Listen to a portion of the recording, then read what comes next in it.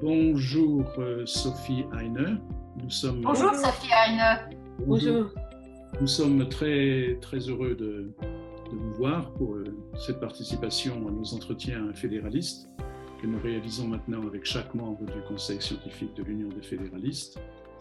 Un petit mot sur vous, d'après ce que j'ai compris, mais vous allez compléter. Vous êtes politologue, auteur, vous avez fait des études de politique européenne à l'ULB, à l'Université libre de Bruxelles. Et également, maintenant, vous travaillez, vous êtes chercheuse en sciences politiques à l'Université d'Oxford. Donc, c'est un beau parcours. Moi, j'ai compris de vos écrits que vous êtes une ardente fédéraliste, donc nous sommes très contents de vous avoir ici au Conseil scientifique. Donc un grand merci. Si vous pouvez nous en dire un peu plus sur votre parcours. Tout à fait. Tout d'abord, merci de m'avoir conviée au Conseil scientifique. Je suis moi-même très heureuse d'en faire partie. Étant belge, ça me permet d'élargir un petit peu, on va dire, mes contacts au niveau fédéraliste, même si j'ai eu l'occasion de donner des séminaires, des choses comme ça dans le cadre des jeunes fédéralistes européens, et je pense de l'UEF également il y a quelques années, mais je suis très contente de faire partie de ce réseau. Au niveau de mon parcours, vous avez bien résumé, il y a quelques petites choses qui manquent, mais donc en effet, j'ai étudié en Belgique, j'ai fait ma thèse à l'Institut d'études européennes, qui est vraiment un très bon endroit pour baigner justement dans ces idées pro-européennes fédéralistes. Et puis, en fait, assez vite, je me suis expatriée pour faire des retours. Donc, j'ai fait un post-doctorat à Oxford, à Balliol College, où j'ai fait beaucoup plus de théorie politique, à l'université d'Oxford aussi. Et je suis revenue, j'ai enseigné un petit peu à Londres, en relations internationales. Et puis, je suis revenue à Bruxelles pour travailler dans le milieu des think tanks, pour l'Institut Egmont, Institut Royal des Relations Internationales. Et puis, je suis revenue en Angleterre, donc ça pour des raisons et personnelles et professionnelles. Et je suis en fait à nouveau attachée à Egmont, qui fait donc de la recherche beaucoup plus appliquée, on va dire. Donc, j'ai toujours eu un peu ce profil hybride, et pendant ma thèse, et après, et maintenant, de toujours combiner recherche et engagement. Donc, j'ai toujours fait partie de plusieurs organisations, altermondialistes au départ, féministes, ou en tout cas en faveur des droits des femmes, et puis fédéralistes. Alors oui, une chose qui est très importante aussi, c'est que j'ai quand même contribué à créer un mouvement qui s'appelle Stand Up for Europe, qui est maintenant devenu assez plutôt, qui est une petite organisation belge, mais qui est intéressante en termes d'organisation d'événements, etc. Mais à l'époque, nous avions même fait une campagne pour les élections européennes. Donc, j'étais tête de liste, donc c'était quand même une expérience assez intéressante. Le but était de lancer le mouvement, évidemment, mais ça m'a permis de voir un petit peu ce que c'était qu'avoir des contacts très proches avec les politiques dans les médias, etc. Ce qu'ils nous disent en privé, ce qu'ils disent en public. Tout ça, c'était très intéressant. Et tout ça m'a permis aussi de voir le fait, voilà, au niveau fédéral, pas rester intellectuel, voilà, on appelle ça la tour d'ivoire, une intellectuelle détachée de la société civile. Voilà, pour moi, c'est très important d'être engagé dans la société dans la mesure du possible, parce que je pense que ça nourrit la recherche, ça nourrit l'engagement, ça nourrit l'écriture, et vice-versa. Je pense qu'on peut contribuer aussi à faire vivre des organisations et des idées, etc. Donc, j'essaie toujours de garder ce lien, cet équilibre. Très bien. En fait, faire des études européennes en Belgique, c'est mieux qu'en France? Est-ce qu'il y a une... Il y a en effet oui, c'est vrai qu'il y a un ethos très, très pro-européen dans tous les, oui, au niveau académique, au niveau société civile, évidemment au niveau politique. Il y a même un fonds fédéraliste assez important. Après, le problème, selon moi, en Belgique, c'est aussi sans doute pour ça que je me suis expatriée et que j'essaie aussi, dans la mesure du possible, d'avoir des contacts avec la France, c'est qu'il y a parfois un déficit de pensée en termes de théorie politique. Donc la théorie politique n'est pas, c'est un petit pays et on évolue dans des sphères un peu séparées, la sphère néerlandophone, la sphère francophone. Donc la théorie politique n'est pas assez développée, selon moi. Or, on a besoin de penser les liens entre sciences politiques, analyse politique et théorie politique normative, propositionnelle, etc. Donc ça, c'est peut-être la critique que j'ai. Et aussi en termes, quand on se veut intellectuel, il est extrêmement difficile d'exister en Belgique en dehors du milieu des universités, des partis politiques et des experts. Donc il faut rentrer dans une de ces trois catégories. Et si on est un peu hybride, ce n'est pas évident d'être reconnu comme tel. On est toujours catalogué. Je sais qu'en France, c'est devenu plus difficile, mais il existe encore tout de même, il y a une tradition de la catégorie d'intellectuels sur laquelle on peut toujours s'appuyer un petit peu plus. Donc vous avez de la chance sur ce plan-là. Bon, très bien. Sur le fédéralisme et sur les ouvrages que vous avez publiés, Olivia peut peut-être développer. Oui, donc dans votre livre Souveraineté européenne, qui est aussi paru en anglais, vous plaidez pour la construction d'un gouvernement européen souverain, avec un parlement doté d'un véritable pouvoir législatif. Pendant les élections présidentielles françaises, on a vu les souverainistes, que ce soit de droite ou de gauche, qui ont brandi la souveraineté comme un étendard, les uns comme ardents défenseurs, les autres pour critiquer. Est-ce que vous ne pensez pas qu'il y a une peur d'une sorte d'impuissance démocratique qui entrait nos nations européennes? Et quelle vision avez-vous? Pouvez-vous nous expliquer votre démarche, vos réflexions sur la souveraineté européenne? Oui, tout à fait. Donc, je vais montrer brièvement. Donc, ça, c'est le premier, c'est celui qui est paru en anglais. Évidemment, là, c'est en miroir, mais For Sovereign Europe. Ce n'est pas le même livre en français. Je sais que c'est étonnant, mais c'est pour ça que le titre est différent. Je n'ai jamais réécrit deux fois la même chose.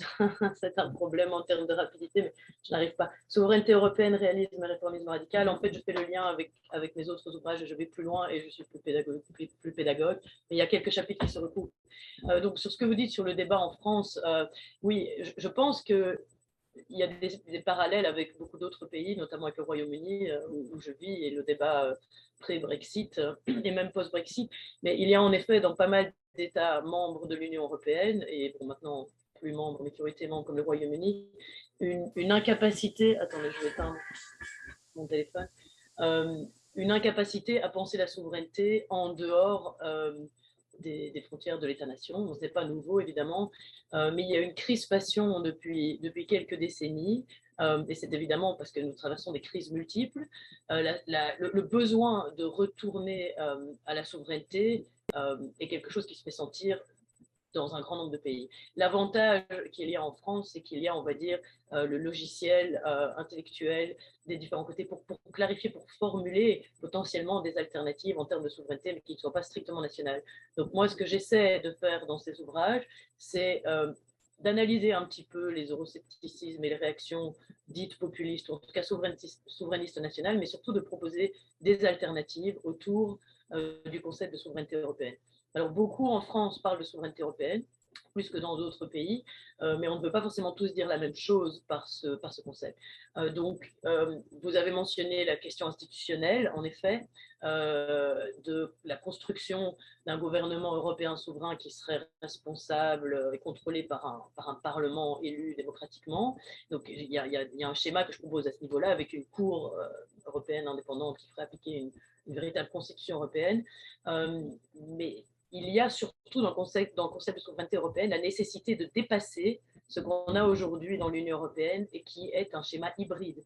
Donc, depuis toujours, mais les conséquences sont beaucoup plus graves aujourd'hui, depuis toujours l'Union européenne est un hybride entre l'intergouvernemental et le supranational. Donc, certaines des institutions sont totalement ou partiellement supranationales, d'autres sont totalement ou partiellement intergouvernementales. Et pendant des décennies et des décennies, cela a été justifié comme étant une bonne chose, comme étant une possibilité de partager la souveraineté entre le niveau européen et le niveau national, et comme étant une façon aussi de dompter les excès négatifs de la souveraineté qu'on avait vu évidemment à l'époque de la Deuxième Guerre mondiale, souveraineté associée au nationalisme délétère. Je pense que maintenant, évidemment, nous sommes véritablement à un carrefour. Ce n'est plus possible de penser dans ces termes-là.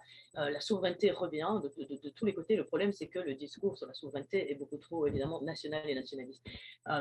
Donc, ce qu'il faut arriver à faire, c'est penser une souveraineté unitaire au niveau européen, dépasser ce schéma hybride.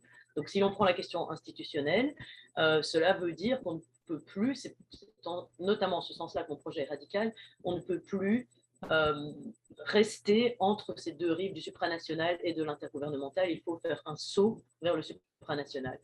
Ça veut dire abandonner les traits intergouvernementaux des institutions qu'on a aujourd'hui et abandonner les institutions qui sont strictement intergouvernementales, comme par exemple le Conseil européen qu'on a aujourd'hui. C'est évidemment un schéma à long terme, un schéma à très long terme. Donc, imaginez simplement une sorte de transposition des institutions qu'on a aujourd'hui au niveau national, d'une démocratie représentative idéale nationale, transposer cela au niveau européen. On n'aurait évidemment pas quelque chose comme le Conseil des ministres, et même on aurait un fonctionnement très différent du Parlement européen. Donc cette refondation, une transformation radicale des institutions européennes. La question de savoir si cette transformation se ferait à partir des institutions européennes existantes ou arriverait après une décomposition de cette institution, enfin, ou plutôt de l'entité de l'Union européenne, ça c'est une question historique qui sera résolue par l'histoire. Je pense que la fragmentation qui a déjà été entamée avec le Brexit n'est pas, enfin, qu'il peut y avoir fragmentation ultérieure, enfin plus approfondie, et qu'il peut y avoir recomposition ensuite. Donc l'idée, c'est de défendre ce concept de souveraineté. Pourquoi est-ce qu'on a besoin de souveraineté? Parce que sans gouvernement européen souverain, il est impossible, en tant que citoyen, via nos représentants, d'agir sur le réel. Donc la souveraineté au niveau politique, c'est une façon d'agir de façon déléguée. Et pour que cette souveraineté fonctionne, il faut qu'elle soit unitaire. Évidemment, tout l'enjeu, c'est en ça que ma pensée est originale dans le fédéralisme, tout l'enjeu est de combiner ça avec le fédéralisme. Le fédéralisme historique, par exemple aux États-Unis, ou dans des pays comme la Suisse ou comme l'Allemagne avant la création de l'Union européenne, sont des pays dans lesquels on a une souveraineté unitaire avec une délégation de compétences. Mais compétences, voilà, ne veut pas dire souveraineté. Donc il s'agit d'avoir un niveau qui soit souverain et qui soit responsable, qui soit démocratique et qui soit doté d'une légitimité démocratique, avec des régions, des États fédérés qui soient dotés des compétences pertinentes pour ces niveaux-là. Donc à ce niveau-là, c'est évidemment très différent de ce qu'on a aujourd'hui. Mais alors, sur quel espace européen vos idées peuvent s'appliquer? Parce qu'on a effectivement l'Europe de l'Union européenne. Maintenant, on parle également de communauté politique européenne avec 46 pays qui partagent également nos valeurs. Oui.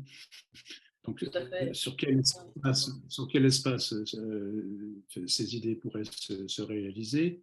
Et deuxième question, on est dans un monde difficile, on doit changer de paradigme. Il va y avoir des élections européennes l'année prochaine. Vous avez déjà participé à des élections en Belgique à une époque. Certains demandent des changements de traités européens. On sait, en France, on sait très bien que le traité constitutionnel a été un échec en 2005. Comment s'y prendre pour arriver vers cette espèce d'idéal que vous exprimez dans votre livre? Donc ça, c'est vraiment la question de la stratégie qui est très complexe. En tant qu'intellectuel, c'est plus facile d'écrire des schémas parfaits, de ne pas se préoccuper de la stratégie, mais j'essaie d'aborder cette question de la stratégie dans mes ouvrages. Alors, juste sur la question d'abord de l'espace européen, je pense que moi, je crois évidemment, comme la plupart des fédéralistes, à cette idée de l'Europe à plusieurs vitesses, qui est tout à fait possible selon les traités. S'il y avait une volonté politique à un moment donné d'aller beaucoup plus loin, vers quelque chose qui pourrait à un moment donné devenir une Europe fédérale souveraine, je pense que ça commencerait avec un petit noyau. Bon, on a tendance à penser que ce serait le noyau peut-être des États fondateurs ou de l'Europe occidentale, mais ça, il n'y a pas de nécessité à penser de la sorte. Je crois que ça dépend de la volonté politique. Sur la question de la stratégie, si ça ne vous dérange pas, je vais lire un petit passage de mon ouvrage, très court. Donc, parce que j'ai écrit ailleurs sur la question du réformisme. Pour moi, c'est quelque chose de très important dans mes écrits, parce que je m'oppose radicalement à l'idéalisme. Je pense qu'il est fréquent, quand on veut changer le social, de se contenter d'écrire des utopies. Il y a des projets sur papier, et je sais que l'Union des fédéralistes européens essaie justement de ne pas tomber dans cet excès-là et de penser le concret, le pratique. Je pense que ça, c'est fondamental. Mais si on regarde l'histoire de loin, il y a vraiment cette opposition entre idéaliste d'un côté, changement par les idées, et réaliste de l'autre, qui pense qu'il y a des rapports de force, etc. Donc moi, j'ai vraiment une vision très dynamique de la question du changement social, et que j'essaie d'appliquer un petit peu à l'Union européenne. Alors ici, donc, dans cet ouvrage-ci sur la souveraineté européenne, j'ai tout un chapitre qui est consacré au réformisme radical et à la construction d'une Europe souveraine. Je vais juste vous lire deux petits paragraphes. sous le titre Réformisme radical. Donc, l'élaboration de propositions alternatives suppose une combinaison de réformisme et de radicalisme. Sans des pressions radicales, les acteurs réformistes n'ont en effet aucun incitant ni intérêt à pousser à des changements profonds du système. Dans son sens historique et non dévoyé, une réforme vise à transformer les institutions et politiques existantes dans un sens considéré comme un progrès, mais en restant dans le cadre du système existant et en collaborant avec ses élites plutôt qu'en s'opposant à ces dernières. Donc, dans mes écrits précédents, il y a des années, je suis vraiment revenue au débat entre réformistes et radicaux ou révolutionnaires. Donc, il faut bien se rappeler de ce sens historique, de ce que c'est que la réforme. Quand elles sont radicales, ces réformes n'excluent pas de mener à un dépassement progressif du système lui-même. La situation européenne actuelle pourrait offrir un cadre favorable à l'émergence d'un réformisme radical. Alors, j'explique un peu pourquoi, etc. Alors ici, une perspective réformiste radicale invite à proposer un projet de souveraineté européenne susceptible d'être porté par les acteurs politiques et européens existants, mais seulement s'ils sont poussés dans le dos par des acteurs plus radicaux et extérieurs au système politique classique. Ici, je pense que la société civile, notamment fédéraliste, a un rôle clé à jouer pour pousser les acteurs qui sont dans le système, qui sont pris par le système, mais qui, s'ils sont poussés par des acteurs plus radicaux, peuvent être capables de le transformer. La question de savoir si un tel projet mènerait à une transformation de l'Union européenne existante ou à la création d'une toute nouvelle organisation dépendra de l'étendue de la désintégration déjà entamée. Toutefois, si la crise menant à une fragmentation de l'Union européenne est certaine, une issue positive à celle-ci ne l'est pas. Donc il n'y a pas d'optimisme inévitable. Une sortie positive ne se produira que si des mouvements réformistes et radicaux travaillent ensemble à l'émergence d'une souveraineté européenne. Et alors ici, je ne vais pas me citer moi-même, je parle du lien avec la nécessité de construire un projet de société plus large. Parce que je ne pense pas qu'on puisse mobiliser en dehors de certains militants convaincus et intellectuels convaincus sur la question du fédéralisme européen si on ne lie pas ce projet-là à un projet de société plus large. Et pour cela, eh bien, on doit penser avec d'autres acteurs. On doit d'autres acteurs. Je pourrais continuer, mais je ne veux pas être trop longue. En fait, ça pose le problème de l'acceptabilité par les citoyens. C'est une difficulté. Certains disent qu'on ne peut pas avancer vers le fédéralisme européen parce qu'il n'existe pas de peuple européen. Nous, on l'a entendu pendant la campagne présidentielle en France, etc. Alors, je ne dirais pas que les fédéralistes sont marginaux, mais ils ne sont pas très nombreux. Comment arriver effectivement à convaincre une part plus grande de citoyens, même également au niveau de l'évolution de la société, que le fédéralisme est la bonne solution? Tout à fait, à convaincre plus largement. À ce niveau-là, moi je pense qu'il est essentiel de s'écarter des discours identitaires, donc de trouver une autre source de légitimité de l'action militante et de l'action politique. Donc, dans mes écrits, surtout dans celui qui est un peu académique, je parle de tout ce débat entre communautarisme et cosmopolitisme, etc. Et je m'oppose à toute forme de communautarisme au sens théorie politique, c'est-à-dire au sens de lier identité et politique. Je crois que très souvent, le débat sur l'Union européenne est formulé en ce sens. On a besoin d'un quand les gens disent on a besoin d'un peuple, quand les anti-européens disent les anti-Union européenne, on a besoin d'un peuple et nous ne l'avons pas, souvent ils entendent ce peuple en un sens identitaire. C'est ça le problème. Si on définit le peuple européen dans un sens beaucoup plus fonctionnel, donc je suis une libérale au sens anglo-saxon du terme libéral, donc une libérale radicale, une libérale de gauche, mais libérale au sens où je ne pense pas que les fondements de l'action politique doivent être identitaires, doivent être communautaires. Donc ce qu'il faut faire pour mobiliser les citoyens, c'est parler à leurs intérêts. Pas parce qu'il ne veut pas forcément dire leur raison. L'intérêt, c'est aussi les émotions, c'est aussi les tripes, etc. Mais parler à l'intérêt. Donc, si on arrive à construire un projet de fédéralisme européen qui démontre aux citoyens qu'avec une Europe fédérale souveraine, leur vie sera meilleure, leur intérêt à un meilleur revenu, leur intérêt à la sécurité, leur intérêt à un environnement sain, sera là, et bien alors je pense qu'il y a plus de chances de convaincre le citoyen européen. Et pour ça, il faut évidemment passer par une description des politiques européennes qu'un gouvernement européen souverain mettrait en œuvre. Sur ce plan, il y a les questions macroéconomiques, les questions de gestion des frontières, les questions sécuritaires, donc toute la question vraiment régalienne au sens large, j'inclus les questions d'environnement dans le macroéconomique au sens large, mais il faut lier cela à un discours plus large et plus accessible en termes de quel est notre intérêt. Et moi, là, j'ai des écrits là-dessus parce que je pense que la plupart des citoyens, leur intérêt, c'est un intérêt avant tout être libre euh, en tant qu'individu, ce qui peut vouloir dire s'organiser dans des communautés également au niveau de la société civile. Mais pour que cette liberté soit effective, nous avons besoin de souveraineté. Nous avons besoin de souveraineté effective. Et si le niveau national n'est plus capable de fournir les politiques qui nous permettent d'être effectivement libres, alors le niveau européen pourrait le faire. Donc je pense que si nous avions un discours de ce type-là, un discours donc, qui combinerait projet d'Europe fédérale souveraine à comment donner aux citoyens ce qu'ils souhaitent, c'est-à-dire, selon moi, la liberté, mais là je me trompe peut-être, parce que là moi je suis totalement engagée par rapport à cette question, certains vont dire c'est le bonheur. Il y a des théoriciens politiques qui disent ce que veulent les gens, c'est le bonheur. D'autres disent ce qu'ils veulent, c'est la démocratie. Moi je dis ce qu'ils veulent, c'est la liberté. Le reste, l'égalité, la démocratie et tout ça organisé au niveau européen, ce ne sont que des moyens. Mais ça, moi, je fais partie d'un débat sur ces questions. Donc, je pense que les fédéralistes européens doivent ouvrir le débat sur à quoi le fédéralisme européen peut nous mener. Et en ouvrant ce débat, en le rendant public, nous aurons sans doute plus de chances de convaincre davantage que les convaincus et que les personnes qui connaissent le détail des institutions européennes actuelles et de l'histoire du fédéralisme, etc. Parce que voilà, je pense qu'on n'a toujours pas de projet de société alternatif chez les progressistes qui soit véritablement convaincant largement. On parle, si l'on regarde, même au niveau national, hein, les gens parlent en termes de politique. Il y a des tentatives ici et là, mais on ne parle pas assez de. Enfin, moi, je parle même d'idéologie au sens gramscien, néo-gramscien, même si c'est un terme qui fait peur, mais je pense qu'il faut vraiment une idéologie qui fasse rêver et qui parle aux intérêts des citoyens et qui soit liée à ce fédéralisme.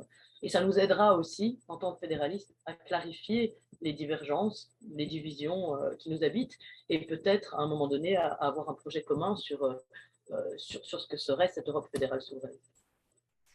Et quel chantier... Oups, attendez. Quel chantier attaqueriez-vous en priorité pour faire bouger les institutions? Parce qu'il faut bien commencer par quelque chose. Vous avez des ouvrages dans lesquels vous prenez donc un projet alternatif. Est-ce que vous commenceriez par la justice, par l'état de droit? Bon, là, en plus, nous sommes très sensibilisés par la guerre en Ukraine et la mise en place d'instances pour juger les crimes de guerre avérés. Quel serait votre premier chantier pour essayer concrètement de faire avancer vers une réforme des institutions, vers un gouvernement européen réformé et nouveau? Mais en fait, idéalement, je pense que ça devrait être le chantier de la justice sociale, ce qui inclurait l'égalité de genre, mais je pense qu'en pratique, il y a plus de chances que ce soit la question de la sécurité. Et je travaille pour l'instant sur un projet de livre sur la question de la sécurité européenne, de l'Union de la sécurité, parce que la guerre en Ukraine influence fortement les esprits. Je crois qu'il y a beaucoup de chances que ce contexte pousse à un moment donné à la création, on va dire, d'une armée européenne. Mais il y a évidemment, il y a évidemment la question de savoir dans quel sens on crée cette armée européenne. Donc je crois que sur la question de la sécurité, en fait, c'est difficile parce que je suis en train de travailler là-dessus pour l'instant. Donc pour être très très brève, j'ai relu Carl Schmitt parce que je m'interrogeais justement sur ces liens entre souveraineté et sécurité. Et c'était vraiment limpide dans le contexte actuel de relire Carl Schmitt, donc de le relire à l'aune du contexte actuel. Parce que la création de la souveraineté, au départ, a été intimement liée à la nécessité de créer un monopole de la force au niveau d'un territoire donné. Donc là, évidemment, il faut retourner à Hobbes et à Locke, etc. L'intérêt de lire Schmitt, c'est aussi de comprendre les dangers, évidemment, du lien entre souveraineté et sécurité. Donc, on ne peut pas avoir de gouvernement européen souverain si ce gouvernement européen souverain ne détient pas le monopole de l'usage légitime de la force au niveau intérieur comme au niveau de la question des frontières. Je pense que c'est un chantier important qu'il faut explorer avec des doutes et avec beaucoup de prudence à cause des risques qui sont liés au fait de développer, par exemple, une armée européenne ou même une police européenne. Parce que pour l'instant, ce que nous avons, c'est une coordination des forces militaires nationales, encore d'union de la sécurité qui soit une union de la sécurité européenne souveraine. Nous n'avons ça ni au niveau des polices, ni au niveau des renseignements, ni au niveau et il semblerait évident pour beaucoup de fédéralistes que si nous avions une armée européenne souveraine, nous serions protégés à cause de son impact dissuasif. Et la question, évidemment, c'est dans quel sens on formule cette armée européenne souveraine. Et moi, bon, dans ce sur quoi je travaille pour l'instant, je lis beaucoup sur le pacifisme également, parce que bon, créer une armée ne veut pas dire évidemment vouloir utiliser cette armée à l'extérieur dans des guerres agressives, des guerres de conquête, etc. Donc je pense que le chantier de la sécurité, une union de la sécurité européenne qui serait souveraine mais qui serait soumise à l'état de droit, peut-être à une constitution contenant certains articles sur un statut de neutralité, voilà, pour ne pas utiliser des termes de pacifisme, mais qui serait aussi soumise à la volonté populaire, serait donc un chantier vraiment important. Est-ce qu'il faut bien se souvenir de ce que Tocqueville disait? Ça ne fonctionne pas toujours en pratique, mais normalement, les démocraties ne font pas beaucoup la guerre, en tout cas ne font pas beaucoup la guerre entre elles. Et je pense que si on construisait une armée européenne souveraine, mais qui serait dans le cadre d'un gouvernement européen démocratique, il y aurait beaucoup moins de risques à ce niveau-là. Et je pense que ça pourrait évidemment renforcer la sécurité des citoyens et aussi peut-être améliorer les rapports de force internationaux. Mais revenons aussi au concept de souveraineté européenne et de souveraineté nationale. Nous, on voit en France qu'il y a beaucoup de citoyens qui ne comprennent pas et qui pensent que la formation des États-Unis d'Europe, pour parler de Hugo, ça va en fait engendrer une perte pour leur souveraineté et pour la souveraineté nationale. Et lié à ça, le fait qu'il n'y a pas d'espace politique européen pour l'instant. Il n'y a pas de parti politique européen. Vous avez dit à juste titre qu'il faudrait effectivement qu'il y ait des messages politiques qui soient définis au niveau européen. Comment peut-on faire? Est-ce qu'il faut des listes transnationales pour les prochaines élections, par exemple, européennes?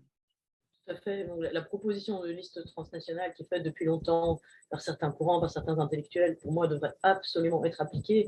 Donc, je suis très favorable à la notion d'espace public européen. Ici, je combine je retiens beaucoup de Habermas sur ce plan-là, d'un auteur aussi comme Philippe Van Parijs, qui a écrit sur ce sujet-là. Je n'adhère pas à tout ce qu'il écrit, mais sur cette question-là, je pense qu'il a raison, parce que pour créer un espace public européen, nous avons en effet besoin de listes transnationales et de partis proprement européens plutôt que de juxtaposition de partis nationaux.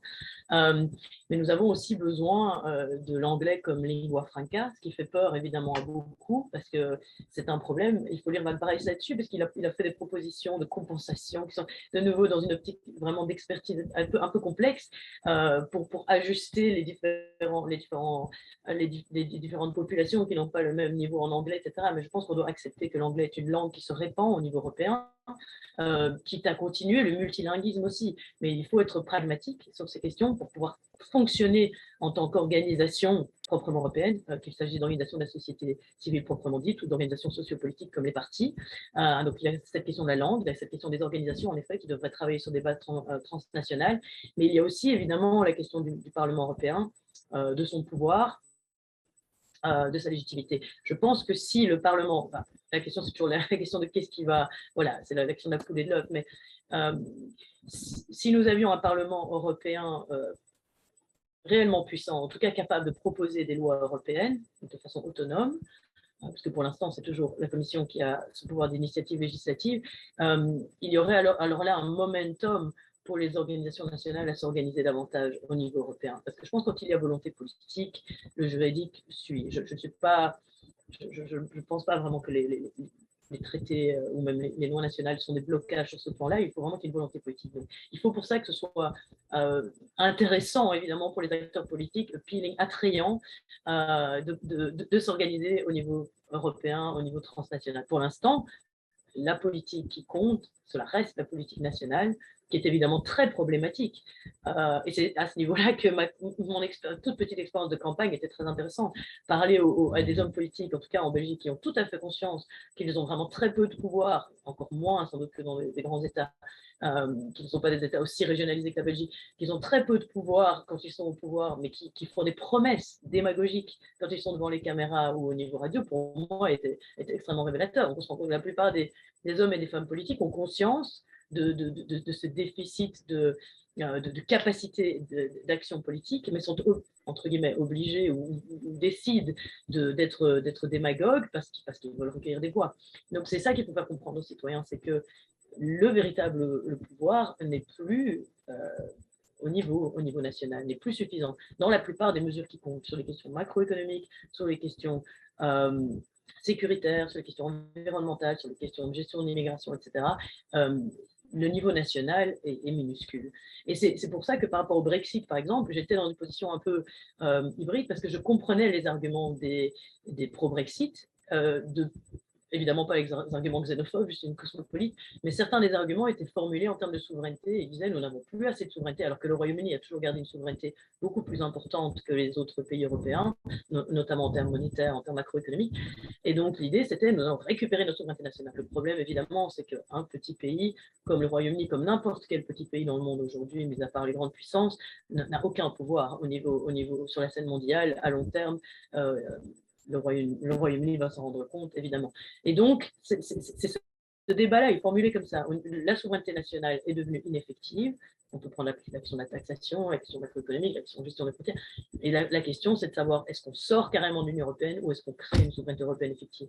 Et je pense que les fédéralistes sont convaincus.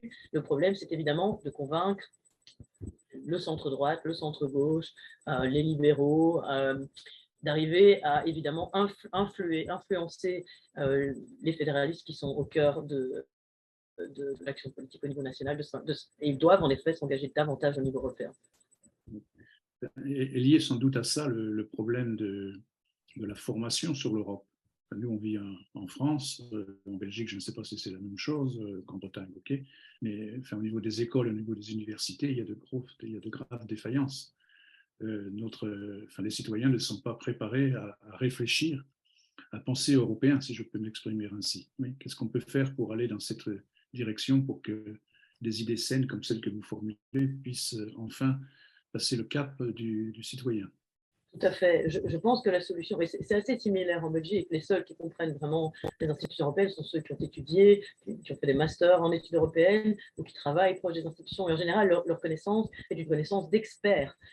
Et donc, cela rend la chose encore plus, ça rend les questions européennes encore plus complexe et difficile à expliquer quand on en parle uniquement au niveau institutionnel ou des politiques. Je crois que ce qu'il faut faire, c'est lier ces institutions et ces politiques à, de nouveau, des projets de société concrets, à la question de...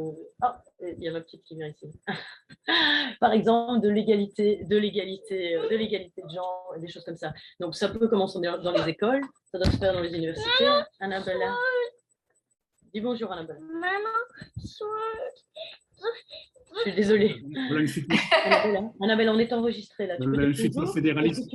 Tu peux retourner. Ce sera une petite fédéraliste, j'espère, oui. Il y a un gros problème là. Ok. Eh bien, tu lui dis qu'elle ne peut pas faire ça et je reviens tout à l'heure. Can you take a... Ok. Et je reviens tout à l'heure, Annabelle, d'accord? Voilà. Ça va. Ça s'est passé en douceur. Donc, je pense qu'il faut dire de l'expertise pure sur les questions.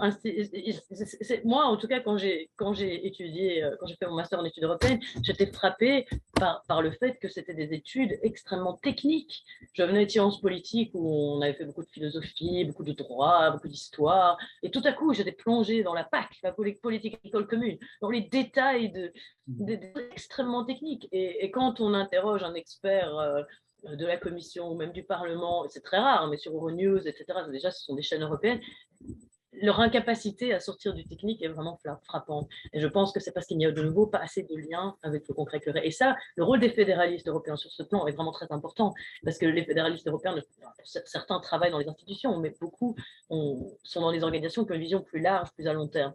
Je crois que c'est comme ça qu'on peut parler aux citoyens, parler aux associations qui promeuvent l'éducation alternative, etc. Parce que bon, impacter sur les gouvernements, c'est une chose, mais il y a aussi tout le travail dans la société civile, en dehors des petits milieux fédéralistes européens, enfin, des milieux fédéralistes européens dans lesquels on est déjà.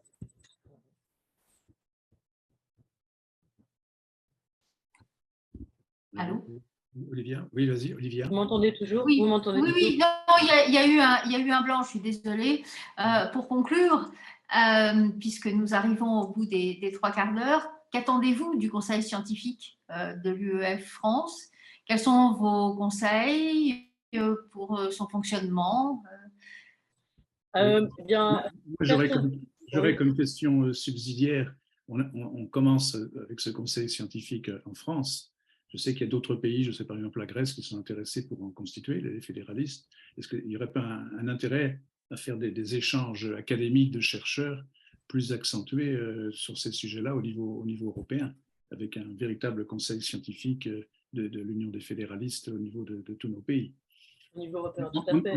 On n'y est pas, on démarre. On parlait de cette question de s'organiser au niveau européen. C'est un des enjeux. Je pense en effet qu'avoir un conseil scientifique européen avec des chercheurs alors qui discuteraient en anglais, on peut pas avoir de la traduction simultanée, ce serait un peu difficile. Ça, je pense que ça permettrait de faire avancer la réflexion. Mais ce qui me semble fondamental sur la question des conseils scientifiques, que ce soit au niveau européen ou au niveau national, c'est vraiment de sortir de l'entre-soi. Bon, là déjà, il y a un lien entre académique et société civile, et je vois que c'est des personnes qui viennent d'un peu partout, même si la marque académique est quand même forte.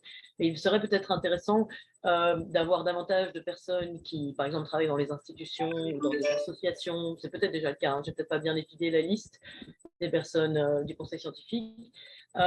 Moi, personnellement, ce qui m'intéresse, c'est le réseau, hein, vraiment, comme je pense la plupart des personnes qui sont dans le conseil scientifique, d'essayer d'avoir un échange au niveau des idées pour avancer davantage dans ma propre réflexion, dans mes écrits, et puis, quand ces écrits sont là, de les promouvoir.